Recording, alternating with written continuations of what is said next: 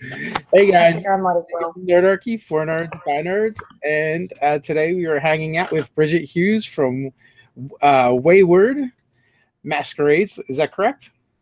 Yes, Wayward Masquerade. I'm getting a little confused because we also have a friend called Wayward Leathers that also makes cool credit. Oh, Wait, oh, okay. yeah. So, but anyway, right now you have a Kickstarter going on, and congratulations! I wanted to congratulate you online because you're kind of killing it a little bit, and I It's believe so cool.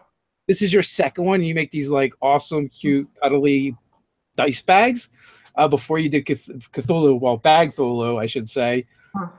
And now you're doing Dragon Bagons, Mm-hmm. and they're just adorable. Oh, thank you.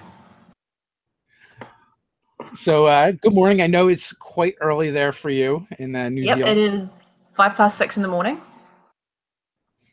Although you're not our first New Zealander to be on the show. No, you would have had. Oh God, I feel really bad because I can never remember his name. He does Monster of the Week. We've had Scott Beckert on, and Oh, I know Scott. yes, yes you do. Except for he's in a different time zone than you, and it's even earlier for him. No, he's in him. Actually, I'm not going to like talk about his location. That's Oh like yeah, to the whole internet. That's bad. oh, No, New Zealand technically has two time zones, but the bulk of the country is in the same time zone. It's kind of like islands that are technically New Zealand quote unquote territory. There's uh, an extra sort of half-hour time zone. so you've got an Etsy store, and actually all the links to Bridget's stuff is in the description as always, guys. You can check it out. There's an Etsy store. There's a link to your social media and the Kickstarter, so you guys can find all of that. So I guess let's get into it. How did Yep. Dragon Baggins come about? Okay, so I started at the local game store where I learned to play, called the Bad Cave. We started, me and a few other amazing supportive people started a night to get just more women into gaming. Because I think I was going to Adventurers League, and I was one of maybe, sometimes I was the only girl there, the only woman there, and sometimes there would be like maybe one more. So I was like, let's do an intro night, and that was cool. And among the people who went was my little sister, and I'm super proud. First D&D group, and so when I was hearing about their adventure, they're like, oh yeah, and then there was Frankie, and we gave him a bow, and it's like, wait, who's Frankie? It's like, oh, he's a kobold. So, oh, you're playing monster races. No, he's an NPC. So is Frankie okay with what's happening here? And it turns out that Frankie didn't have a lot of say in the situation. They'd effectively gone, hello, sentient individual, and just grabbed him and stuffed him in a sack, and that apparently was his life now. They just carried him around with his head sticking out of a sack, gave him a bow, called him Frankie, and that was that. So it's like cool. So for Christmas, what I made for my sister was like a big drawstring bag with Frankie's head sticking out of it, and that was sort of the first kind of koboldy draconic design. And then another friend heard about that I could, I was talking to another friend talking about, dragon kobold bags, and he's like, we have to do this thing. And so we made one for his other half. Well, I made one with, his direction. And that's where, this is Charlotte, by the way, our ambassador dragon. She's done a lot of interviews lately. That's where this wing design comes from. It's quite an unusual look for a dragon design, but it comes from what the intended recipient of the first proper dragon bag liked. And I originally had like an option to have normal dragon wings and these dragon wings, and we never had anyone who didn't order this kind. So the original dragon, that dragon wing design, I've seen it before. It's I see, I either had a poster or a T-shirt when I was a teenager. Really? Where the wings, yeah, because like they join into the tail, basically, and it comes from like I was sent like one reference image, and it was just a really neat one. It's almost like a Wyvern design rather than a traditional Western dragon design. But anyway, it's proven popular, And so the Did your first proper friend dragon bag. did your friend pick the color scheme too? Yeah. Because it was the same color scheme. Not this color scheme, but because Thandy is the dragon bag called Thandle for short. He was in red and yellow. And then, so that was the first generation. This generation is a little bit different. They're basically just more detailed, and they're a bit bigger, which is cool. And they've just been quite popular. You know, for actually the most popular design I have for pretty much since they've come out. So yeah, it was kind of either get them into a manufactured run or accept that I maybe can't that not everyone can have one, which would suck. So because, you know, people need dragons in their lives. They absolutely do. But before you did the dragons, you did Bagthulhu. How did Bagthulhu come about? Oh, okay. Bagthulhu would have been the first kind of really unique dice bag design that I did. And before Bagthulhu, there was Hatthulhu, because I just liked the idea of it looking like Cthulhu was eating the top of your head. And that design is still floating around somewhere. But it was, yeah, I think I was just basically, I couldn't sleep one night, and it was just like, there's this idea just buzzing around in my head, and it started out as some completely random sketches, which, as all my designs do. And then it was 8 hours later, and I had a prototype, and I took him into the bag cave, basically, and someone bought him within 3 hours. And I was actually a little bit sad to let him go, because it's like, I just made you, but also, okay, you can have him. Be strong.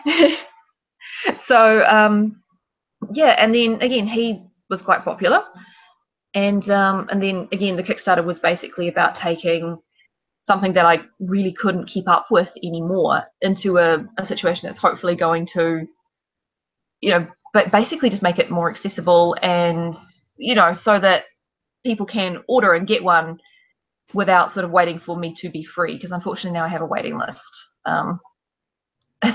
It's like across the top of the Etsy store and stuff is basically, okay, I will get to you as soon as I possibly can. I can't make any promises apart from that.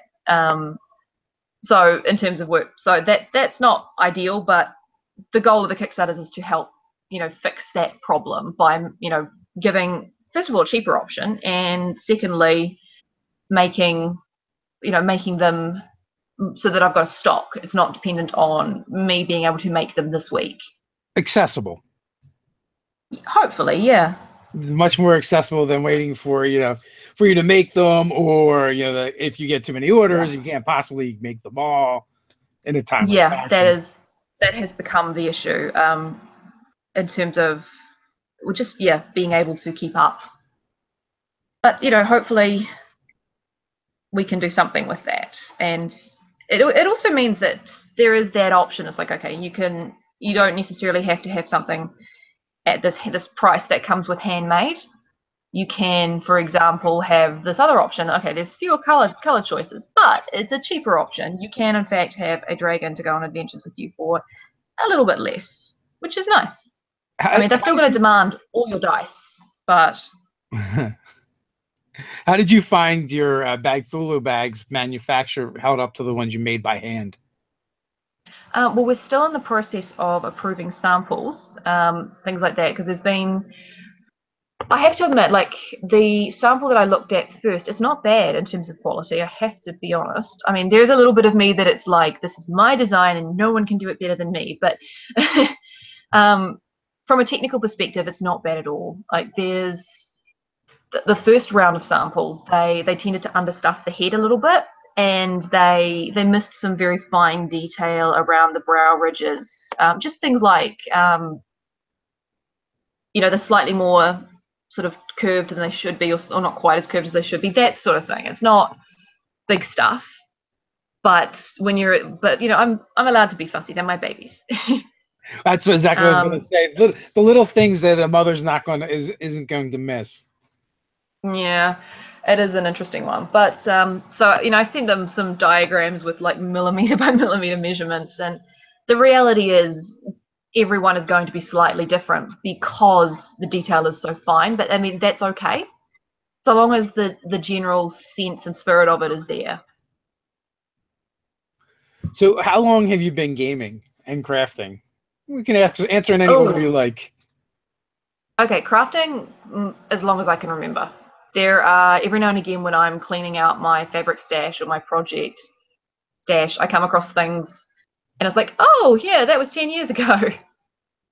That sort of thing. In terms of gaming, I would have started when I was about 16, 17. Playing Shadowrun, and then I sort of drifted away from it for a little while, and then came back just through a beginner friendly night at the Bag Cave, and that was really fun. And I haven't really stopped since. So probably quite a few years coming now. back to gaming, has that kind of like changed your career path? Yeah, in a big way. I was sort of previously a web and graphic designer, and this has eaten that entirely. Every now, I don't take new web and graphic design clients now. It's just kind of the ones that I've had for a while. They kind of message me and go, can you update this thing? And I'm like, I will ask the programmer. I will ask someone who has time. Well, so I imagine, being able to merge two of your hobbies together into your career has got to be very fulfilling. It is, yeah. It's one of the things that's the coolest is we do a lot of the work that I do is like custom commissions, and I'm hoping to be able to do more of those now that we're looking at moving, the two most popular designs into a manufacturing situation, because that'll hopefully free up some of my time. And I like one Bagthulhu that we made, one of the early ones was an anniversary gift. It was either an anniversary or birthday from a geek to his also geek wife. And so we made this really custom Bagthulhu with like embroidery on the wings and cutouts and like a little top hat and a bow tie, and lots of there was lots of kind of like recon to find out favorite colors, to get all these little details right. And US Customs kidnapped him. I had him ready to go. I had him in the mail by the deadline. He disappeared for 3 weeks. This is where I discovered that US Customs reserves the right to, without any notice, withhold anything for up to 45 days without notice. And and then just so from recipient from one end and me from the other are both kind of saying, hey, where is this thing?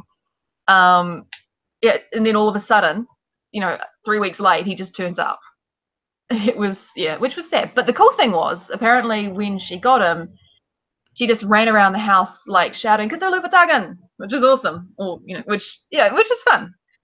And you get to, it's that hearing about people who love my fabric babies as much as I do, that's the cool thing, that they've got or seeing photos of them in their new hunting grounds.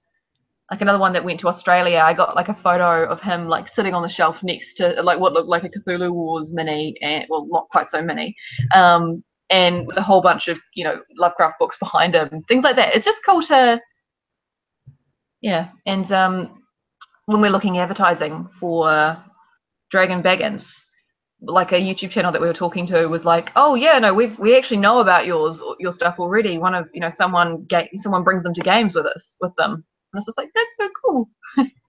I saw monsters around the world. I saw the promo piece that Dawnforge Cast did for you. That was so cute. Really cute. I know, that was adorable. Actually, I should put a link to that in the description. It was definitely it was cute. You guys should check it out. Geekin' Undies has a question. Riding on the coattails of Xanathar's Guide to Everything, do you have any plans to make a bag holder? That's where it gets interesting. I have a feeling that would count as protected IP, as an intellectual property, and like if Wizards of the Coast was happy for me to do that, I would certainly be keen to look at it.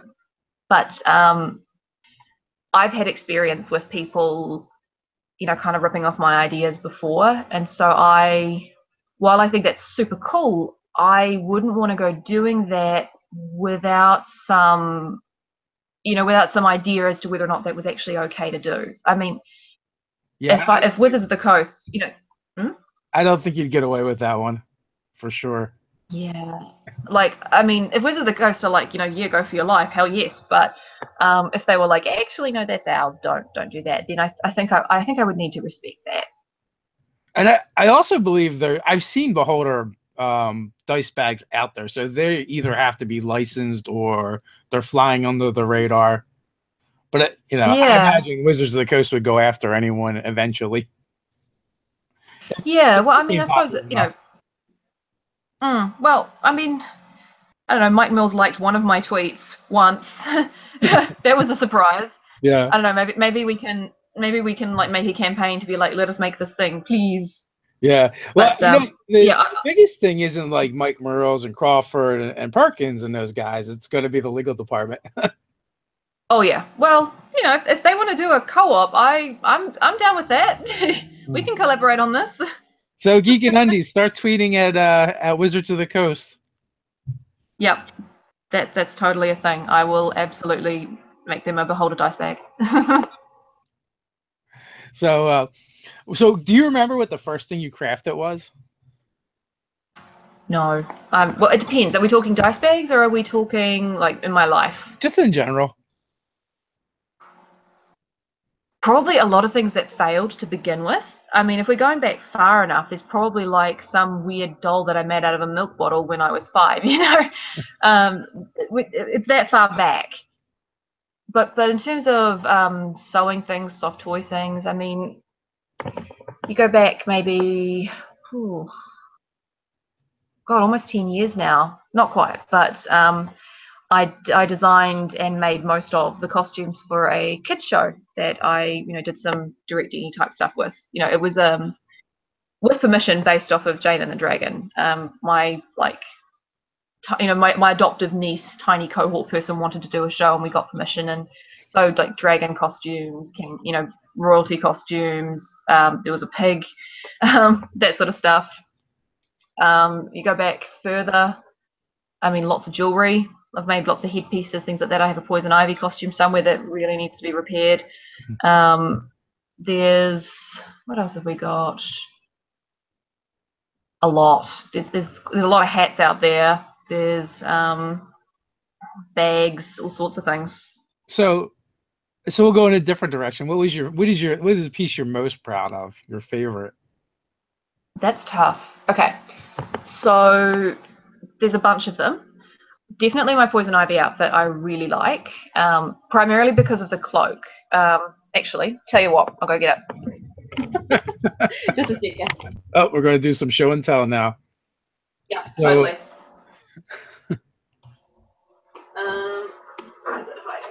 And Walt also has said that the secret to getting through customs is money. I'm not sure if that really works, though. I mean, there might be bribery. Pardon? Walt said something about the secret is money. That's the secret to getting through U.S. customs. Although I don't know. Wow. I have to admit I'm not. I have to admit my lack of knowledge about how to bribe customs. Me too. I think you can do like a pre-approved thing. Okay, so this is my poison ivy cloak, which would be one of the most things that I am most proud of. So do you you probably can't see. Oh yes, that was what I did before I did this sort of thing. It's one of my favorite things. Nice. And it's extremely beaten up and worn and rough, but I still like it. And here's the thing, it's very warm. Like, it's made of just like one layer of satin and a bunch of other bits and pieces, but it's still super cool. But yeah, nice. So in terms of most proud, that's probably that. Now, also comes with a mask that makes your face bleed. Because a mask that makes your face bleed. I don't know if I really need that accessory in my life. I'll have to find photos of it somewhere, but I did it all in wire work. We took like a mold of my face from about there, and I used that to create wire work on it. But sometimes jewelry wire doesn't sit where you think it will, and I found that out the hard way. in the middle of like Armageddon, which is the big convention here. But that's all right. When someone's like, "Hey, The what's things we running do down for your our face? art. Is that blood?" No, it's sap. It's fine. We're It's good. fine. Zareth Gaming as a question. Any thoughts on a Griffin dice bag? That is a super cool idea, and I totally could because I already make these guys. This is sort of a unicorn, peakycorn dice bag. They don't hold as much, but that's one way because they open up. I don't know how well you can see there, but that they open up sort of in the bag. You just got to make it But like yeah, hobby horse size, and then you carry it like luggage. that sounds like a good idea. I like that. Yeah, a Griffin dice bag would be awesome. I would love to do that. And it's one of those things where this is why I have a waiting list, is because people are like, or not just a waiting list, but like also my project list, which is my things to do when I get the time. Because people send me all these super cool ideas like that, and then I go, that's so cool, and I will get to it soon. Well, you know, that's the power of you doing Kickstarters and having stuff manufactured is Yeah. You can then make prototypes and make new designs and do fun stuff. Yeah. And and you're not stuck like doing the drudgery of making each individual one, and people can still get cool stuff and you get to be creative and make new stuff. So it's like a happy medium. Yeah, that is the hope. And I think I probably will always make custom stuff. That seems to be me. But it's nice to have a bit of, as you say, happy medium. Well, it takes the pressure off anyway, so you can do them at your leisure. In the meantime, you still have more of your critters going out into the world for people to enjoy. Spreading evil and mayhem. So, are you currently doing any gaming? Yes, I for a while I sort of had to step away from it, just timing, and actually it sort of life kind of hit our entire group the same way at the same time. So we took a break, but we're back, which is awesome. Doing Curse of Strahd at the moment, playing a gnome life cleric, and we're also doing a traveler campaign, and I'm playing an Aslan. So you made it through character creation. Everyone asks me that, but here's the crazy thing. This would be my second or third traveler campaign. No one has died in character creation. That's the weird thing. I've not actually played Traveler before. Yeah, it's one of our sort of regular DMs is he collects games. That's his thing. So we play lots of random games. But yeah, I suspect that you're possibly thinking. I think it might be the second edition of Traveler. I'm not 100% on that, but there's definitely one version that was a lot more brutal in character creation than the others. I think we might be playing a different one, which might be why none of us have died in character creation. Because someone probably. But I wanted to be. Someone along the line finally realized that it's really stupid to have characters die before you can even start playing them. Yeah, well, I mean, or at least to have it be like all the time. I mean, I remember they were sort of talking about, or Rory was talking about the one who does the sort of the cool, random game collection. How it used to be that's actually just how you generate your NPCs. It's just you have just a night where you just have your character sheets just stacked up beside you as they die, and those become your NPCs. I guess that's one way to do it. But first you gotta let the players play their characters a little bit and really love them. Then you kill them. Yeah, that's a fair point. There's got to be some emotional investment so that you can really hurt them. Yeah, that's it. They have to remember. Otherwise, it's just good. It's barely going to be a blip on the radar. They're not going to respect you. If you want them to respect you, they must fear you. So we are nearly halfway through. So at this point, we usually call for the roll call to see where people are hanging out and coming from. And I think we have at least one person in the chat that is actually from New Zealand right now. Sweet. One of our regulars. So guys, if you want to get started with the roll call, we'll chat a little bit more while that gets going. So I'm just giving the unicorn a wing lift. Wing lift. Oh, I want the wings to stand up a bit more. Yeah. Like this is the first one that I've done with wings, sort of for, as a commission. So I'm just adjusting things slightly. I was gonna say, so you make other geeky stuff as well, not just the dice bags, Oh right? yes, all kinds of stuff. All kinds. And yeah, and I think to go along with the poison ivy outfit, I also did a Harley Quinn outfit for a friend. I've got just sort of like zombie armor, which admittedly needs to be repainted and redone. What else have we got? Reasonable amount of just general cosplay stuff, LARP geek stuff. Sadly, no really cool foam core weapons yet. Just give me time. Hats, soft toys, that sort of thing. I also do, they're not strictly geeky, but I do like ribbon horses, which are basically just made out of show ribbons. So like you win ribbons and then you get them made into this thing, which is cool. And then it's been a while since I've done any sort of serious beadwork and other bits and pieces. At one point we made, this was with my dad's help. He's a carpenter slash sort of general DIY sort of person. For Americans, DIY means do it yourself. I don't know if you guys use that term. It's a very popular term here in New Zealand.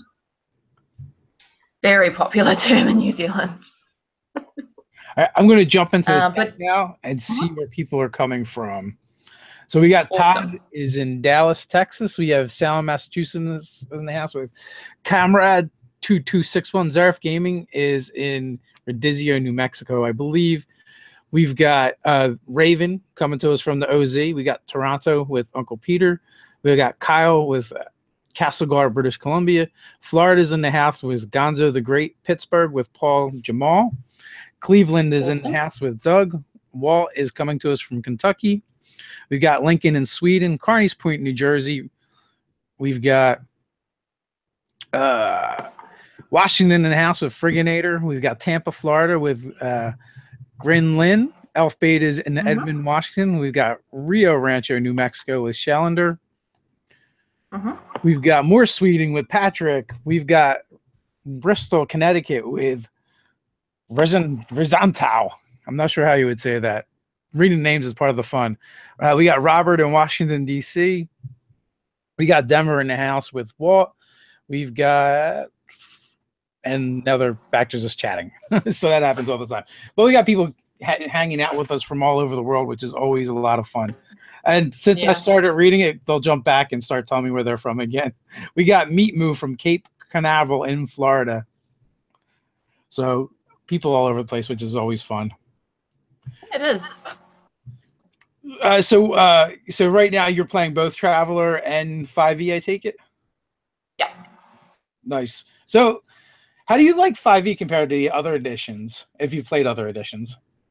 Well, see, that's where it gets interesting. I was not an early D&D player. Like, fifth edition is the first D&D that I played, because I started out on Swords and Wizardry, and then we switched to Dungeon Crawl Classics, which admittedly we didn't stick with it. You know, I didn't sort of do too much in depth with that. And then it was I played a little bit of Fate, not heaps, but not heaps of D&D. I kind of went the Shadowrun route, and and then more like the sort of powered by the apocalypse hacks, 2d6 systems. So and Pathfinder 2, admittedly. So if you want like a comparison from that, but I mean I do like 5e. I think it's a good gateway drug. So, well, you mentioned the nice mix of really crunchy systems and really rules light systems in there. I know, it's weird. I think I'm definitely more of a role player than sort of a min-maxer. But I mean, I think almost any system has the potential to have that in it, and it's just about how you find that.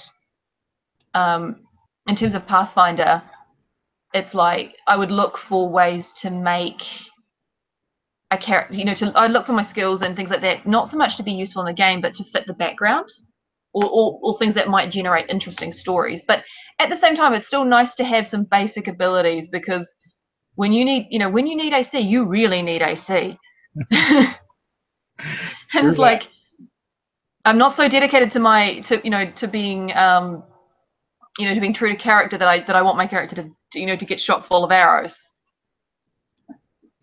One of our first, well, I guess the only time I've played Shadowrun, we actually did a hack. We did Shadowrun with Cypher System. Okay, I have not played the Cypher System. It's one of the things that our DM found was when he was looking around, he found that people were already doing a hack for Apocalypse Engine for Shadowrun, and I think like our group, like we all really enjoy the mythos and the campaign setting of the world of Shadowrun, but we kind of looked at the mechanics and we're like, as we get older, we want more rules light ourselves. I can understand that, yeah. Like we used the last Shadowrun campaign that we did, we used Chummer to make it up, which is basically, it sounds terrible, it's not about shark bait, I promise. But it's basically just a little program that depending, and you can choose what source books you use, and it just lets you build your character sheet and keep updating it, so which can be really useful. But even then there is a point where it is quite crunchy. And I mean, I don't know, but there's also something intensely satisfying about rolling just a handful of d6s. Unless you're me, and most of them are 3s. Is 3 the bad number in Well, not quite. What you do is you've got it's a dice pool system, and so you're looking for successes, and successes are 5 or 6. And if you, depending on what it is, if you get, I think it's called, I can't remember what the term between a critical glitch and a glitch is, but if more than half are 1s, that's bad. Bad things happen to you. And admittedly, we were playing 4th edition Shadowrun. 5th is now out, so I'm not 100% sure if that's the same. I guess I don't like dice pools with botch systems because just inevitably, like the better you are at something, it means the more likely you are to botch. That's actually a point. Yeah, I found I saw something about this on Tumblr just the other day. They were talking about how never have a failure be just a dead end. It's that it's always, which is why I'm a fan of no but or no and in that sense. So yeah, you're right. I mean, I suppose but at the same time there is almost a point where in a game with like Pathfinder it's impossible to fail. You reach a point where you've got just this huge bonus, so you roll a 1 and you still got a plus 14. There is sort of that point, so it can kind of go both ways. Now, someone asked the question in the chat, and I had to look it up real quick. I thought I knew what they're talking about, but Acolyte 14, Shadowrun. Are you excited for Bright? I actually am not super familiar with it. I've been a little bit kind of insulated from everything, working on all of this stuff. So Bright, and that's what I had to check because I thought I knew it was, but it's a movie that's coming out on Netflix with Will Smith. And I have seen trailers to that, and yes. Yeah. I'm very much interested in that as well. Ridiculously good. So. I said I'm very much interested. It looks great, and the fact that he wanted to go out and kill the fairies just makes it better. It's more like fairies from Labyrinth, where they're pests. Yeah. So I see some of your friends have made it to your shoulders. Oh yes, they sit there quite well. This is Charlotte. Charlotte, who is our kind of spokes dragon. And this guy doesn't have a name yet, but this is one of our stretch goals, to make rainbow dragons part of the manufactured run. Because they are so cute. That's our started, you showed off Charlotte's Horde. So before we get started, you showed off Charlotte's Horde. Okay. I'll pop these guys down. So Charlotte likes dice, and so we made a deal. Every $50 the Kickstarter raises, she gets another die to add to her hoard. This is it so far. For size comparison, it is as heavy as it looks. So yeah, there is a lot of dice in there. This is just shy of 700. She wants more. I'm going to have to find a new container. I'm thinking I'm going to try. I don't know if I'm going to succeed and build a castle out of them. I'm going to need a lot of blue tack. But yeah. But yes, she likes dice and lots and lots and lots of dice. So yeah, you held it up and you said for every $50 you're adding another die. I was like, you're going to need another container very soon. Like in $50. Oh yeah. Well, I got a bunch of cool containers to like just do some fun photos with, and I've done I did a couple of like magic circle type designs. Well, Charlotte did, and that was right before my tweet. So I'm pretty sure that was like a summoning ritual. Nice. That's what I think it is. I'm hoping that's all she was doing, because when you walk in on in your lounge to find like a magic octagram, you do start to wonder. And I would not put it past her to sacrifice me if it meant that she got more dice. Oh no. I'm gonna have to go observe that picture and see if I can't recreate it and summon Mike Marles myself. It was just a circle of dice color-coded with swirls around it. Yeah, but the colors and the pattern, everything means something. It's just a matter of unlocking what it means. Yeah, I don't know. But it worked, so. Do you think to your next project, or is it just get this one done first? I have so many. My list is just crazy long, but basically I'm kind of looking at next year, because we've gotten to the point with the Dragon Baggins Kickstarter where people have been asking for like a second wave of custom options, because the first lot of custom options went really quite quickly, and other ones where you can choose. Well, like there's like drakelings, like these guys. They are super cute. You can bend them into just about any shape. I wear this guy as a bracelet a lot, and they clip onto stuff. And then there's like the Dragon Bagons, but you can choose the colors rather than just having a manufactured one. And then there's the double-sized Dragon Bagons, which hold over 200 dice. They're quite a bit bigger. So, but they all went really quickly. So people have been like asking for a second wave, it's basically later delivery date, but you can still pledge for what you want. And so most of those have gone now. I'm now looking even further into the future. And so basically the next year for me at this point, if it is booked, and I've set the delivery date's a long way out, because I'd rather have time and not need it than need it and not have it. And hopefully, I don't know, maybe we'll raise enough that I can start a workshop, get, hire some more helpers and, get through that work a lot quicker. But if I did manage to do that, what I would like to do would be to run another Kickstarter late next year, either for backpacks, because there is such a thing as Backpack Cthulhu and the Ancient Drac Pack, or for the minis, so like Mini Cthulhu, which Phil Vecchione from Misdirected Mark has one of the only ones that are currently sort of circulating, and Drakelings, to get them into a manufacturing situation, because they're super cute too. Failing that, I don't know, maybe the unicorns. So you definitely have no lack of ideas. So do any of the backpacks exist yet, or are they just in your mind? I'll go and get one. Give me a second. Show and tell continues. And guys, if you have any questions, feel free to ask them. Just remember, put question before your question in the chat, so they're easy to find and pick out. As always.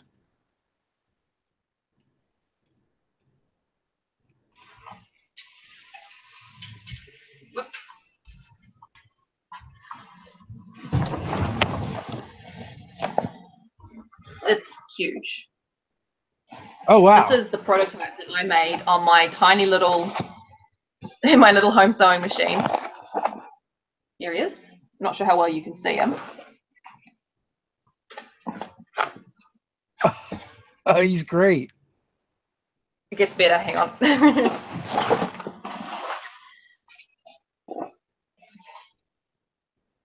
And these were very, very limited edition that were only available to the Kickstarter backers of the Bagthulhu project. And the manufacturers who were meant to produce them, they were going to do like a really small custom run, kind of pulled out. So now I'm making them, which is fine. My machine only sulks a little bit. So yeah, we've had some interesting developments with lots of different things. But yeah, that's Bagthulhu. Yeah, so that's Backpack Cthulhu. You're definitely getting some positive response and feedback in the chat. They're loving the backpack. It does look really great. I love the little wing. Oh, cool. Oh, they're not also, so. I don't know if you saw, he's got a secret hidden compartment, semi-hidden compartment in the head. If that isn't Lovecraftian, I don't know what is. But it's also huge. We answer a question, an RPG question for all of New Zealand. Okay. So Walt wants to know. Yeah, I will totally represent my entire country. Clearly that's how this works. Yep, cool. Absolutely. So what is the tradition in New Zealand? Do you guys go more often for by rule set, or do you like homebrew better? That's where it gets interesting. I honestly think that it splits, because here's the thing.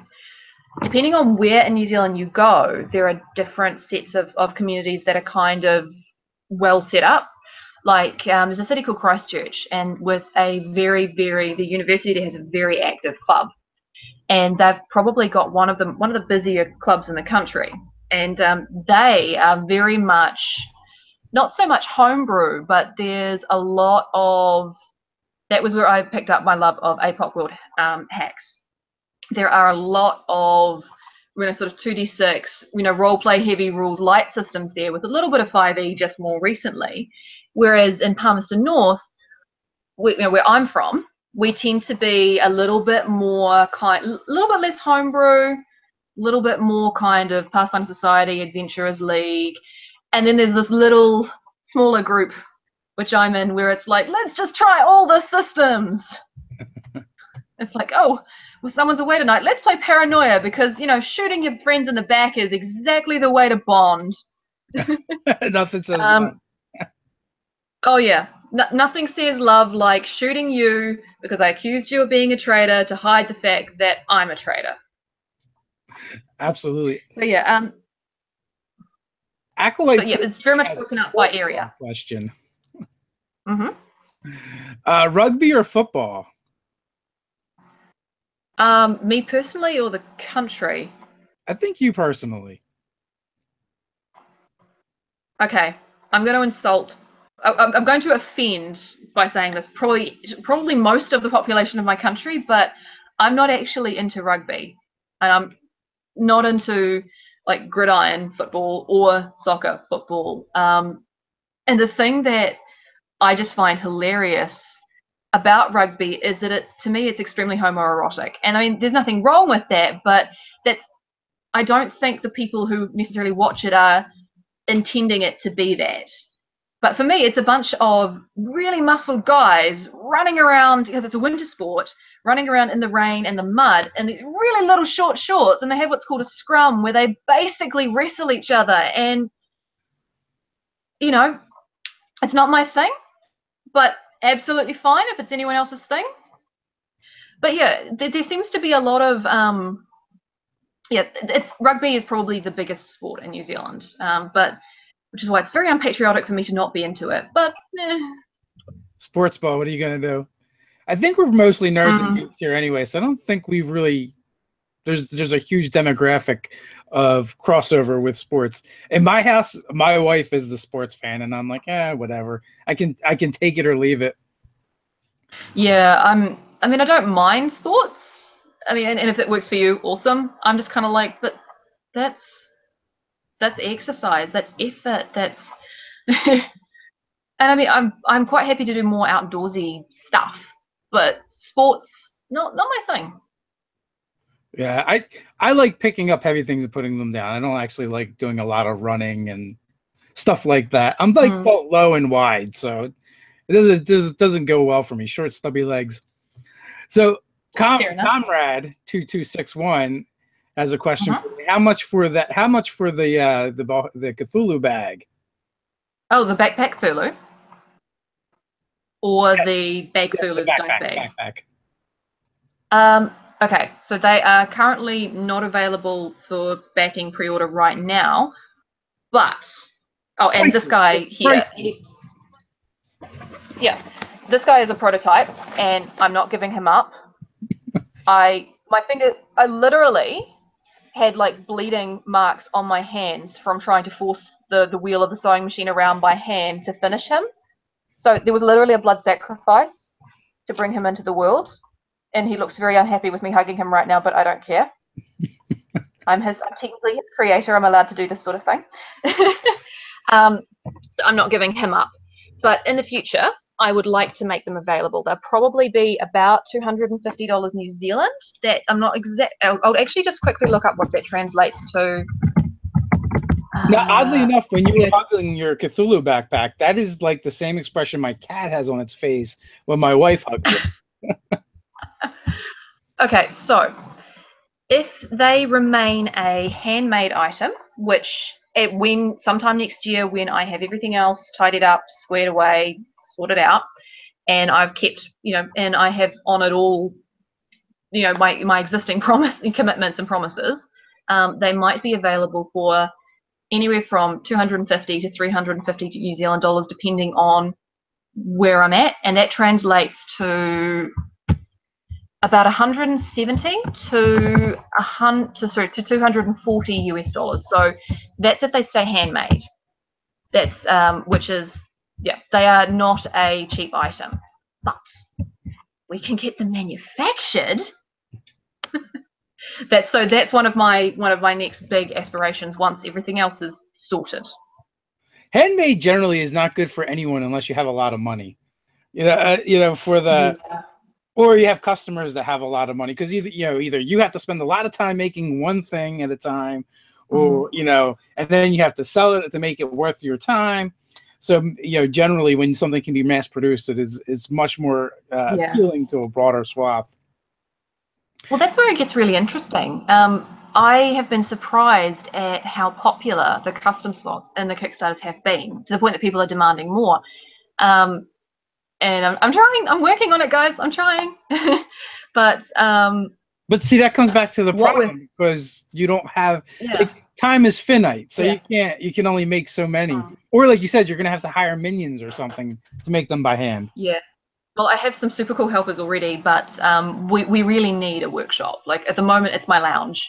Like I had a lounge once upon a time. Now it's just a den of Cthulhu, of Bagthulhus in various stages of completion, with a very separate section for the Dragon Bagons, because if they ever meet and possibly join forces, I'm a little bit afraid. But what I was finding is how popular they were despite that, and because people seem to really want to have more color options, which is why I'm really hoping we hit some more stretch goals, because then we can have these guys and they don't have to be handmade, and they're so cute. I am so pleased with these guys. You need to steal Santa Claus's workshop of elves. Yes, but but not the bad Fae kind, because they're terrifying. The original Fae ladies. Any plans of developing an extra dimensional space so we can have actual haversacks and bags of holding? I will find some postmen and sacrifice them, and see what Great Old One says about that. There you go. Maybe we might need to sacrifice a few souls for every kind of sort of square foot of interdimensional pocket dimension space, but I will look into that. With enough blood sacrifice, anything is possible. Guys, with a great beholder backpack with eye stalks, yes, it would be great, but we talked about that a little bit earlier, and it would be hard to probably get the licensing and use the Wizards of the Coast IP. But that being said, if you guys want that, mount a campaign and keep annoying Wizards of the Coast until they either make one themselves or they agree to work with me and make one. So, like, I don't know, start a hashtag or something. There we go. We just need to start a hashtag. So Kyle Ellis. That's totally how things work, right? I think this is more of a request. You frightening or disgusting Hydra where all the heads are just long tongues with acid saliva. As a dice bag or or something else? Not really specific, but I think it would be great as either. Like the backpack with all the heads like over your shoulders or flayed around you. I mean, it might not be very convenient for like moving around and stuff. The way that I would do that, if I ever crawl out from under this pile of work, would be I'd make one so that was big enough and with an either articulated or wire skeleton so that you can bend it around you. You can bend it around shapes and things like that. So you could have it on your back and it could sort of like bend limbs around you, bend heads in different areas, that sort of stuff. So you've got this posable, giant, cuddly thing that is also, as you say, horrifying. That would actually That's how I would do amazing. That. Yeah, I'll get to it in a year. Yeah, after you come out of hibernating from oh yeah, when the campaign ends, I'm sleeping for a week. And then I'm eating an entire cheesecake. There's a place down the road that does dairy-free cheesecake. It's amazing. It's not cheap because it's all organic, free range, but I had that instead of a birthday cake and it was 100% worth it. That's awesome. I might go into a cheesecake coma, but I'm good with that. Just sifting through the comments here.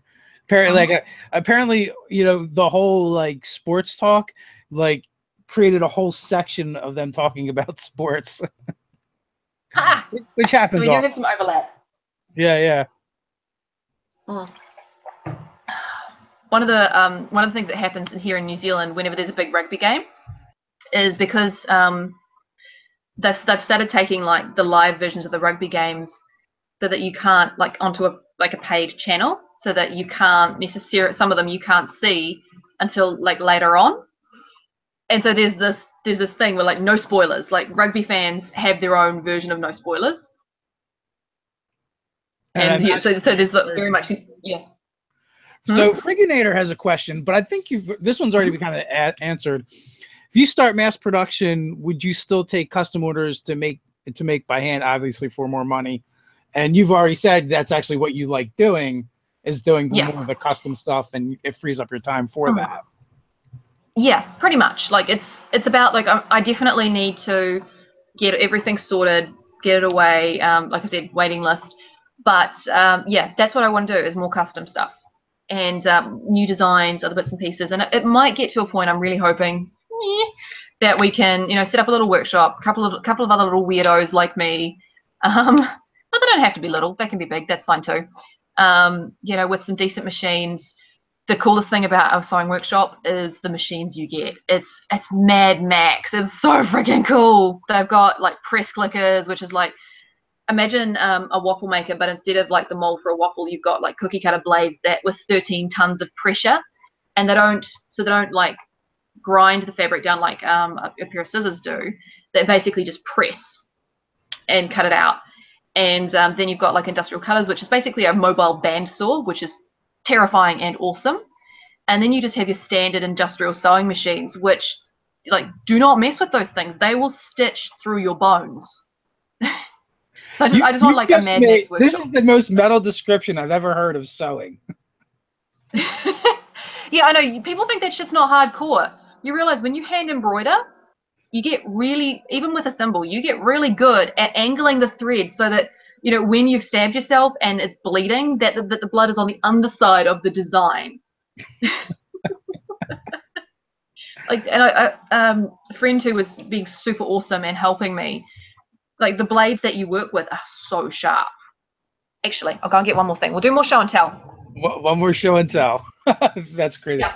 I don't know, guys, in the chat, what do you think? Was that the most metal description of sewing you've ever heard? And not to mention, all the blood sacrifice that goes into your project. So if you're an actual real sewer, or not good at it, I'm not sure which that means. If you're bleeding all the time, I feel like you shouldn't be bleeding. That's only with hand embroidering or if you get unlucky. Okay, so this is called a rotary cutter. It looks like a pizza slicer, right? It does. It has a safety guard on it. because it is so sharp that if you touch it with your skin, and I do mean touch it, not pressure, it will part your skin like butter. It is so sharp that with just a little bit of pressure alone, I can run through 2 or 3 layers of fabric. You have to get like a special cutting board to go underneath it, otherwise you'll like slice your carpet or your desk. So and so we work with these a little bit as well. And then you can get like the friend who was helping me, she just dropped a pair of scissors, right? Just like my little trimming detail scissors, and it like cut through the like the knee of her jeans and stabbed her. And I feel really bad about that. And I bought her so much chocolate as an apology. So you end up working. I mean, I know it's considered to be like this really soft hobby, but it's filled with like violent machines of death and destruction, which is fun. I'm thinking what's running through my mind now is like that special someone, whoever that is in your life, just better be careful because you have way too many violent uses for sewing equipment. You're a little scary. Well, the thing is, aw, it's always nice when people think I'm scary. But yeah, no, it's But here's the thing, though. I think anyone who knew me that well would probably know that I really wouldn't want to use this stuff on human tissue if I could avoid it, because it blunts it. It's like you have your paper scissors and your sewing scissors, because your paper scissors go blunter than your sewing scissors.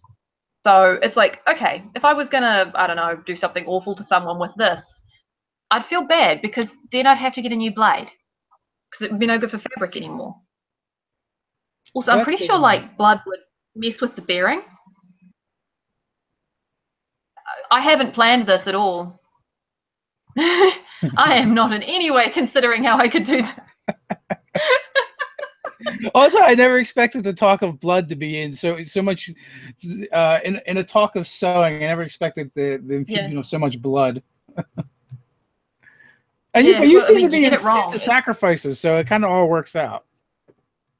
Well, I don't know if I'm into them so much as I didn't get a choice. I'm pretty sure, Bagthulhu just kind of turned up and was like, "Hey, kid, guess what your life's gonna be?" And it's like, oh, okay, all right.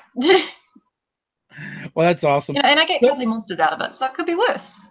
That is true. We do get cuddly monsters out of it, the garter dice and other things as well. I definitely want one of those like $250 Hydra backpacks. It'd probably be more like a $500 backpack the way you described it, though. But it'd be so cool, especially to go to cons with.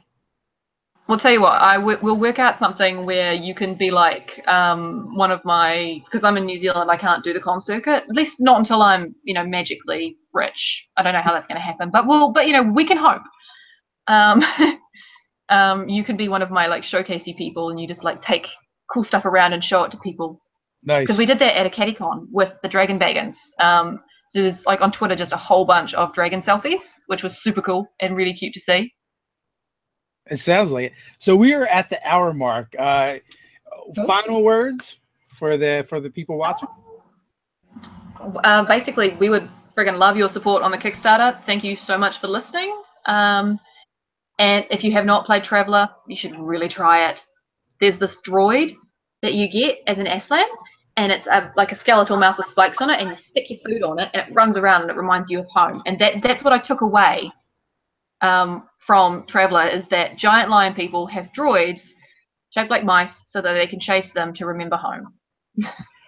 And this is the kind of community we have, is we get that. That's thank you amazing. So much for having me. Some of the best parting words. On the Kickstarter. Pardon?